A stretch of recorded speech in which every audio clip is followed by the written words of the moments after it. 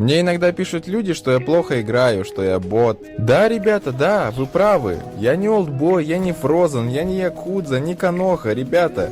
Я не до них, как до Китая, ну и что? Ну и что, разве это главное? Разве это главное умение играть? Если ты снимаешь ТикТок, если ты стримишь, если ты записываешь катки на YouTube, это не значит, что ты говоришь этим самым, то, что ты хорошо играешь. Как вы не можете это понять? Возможно, людям просто это нравится, записывать свои игры, просто выкладывать, чтобы люди смотрели. Да может им самим просто нравится смотреть со стороны, как они играют.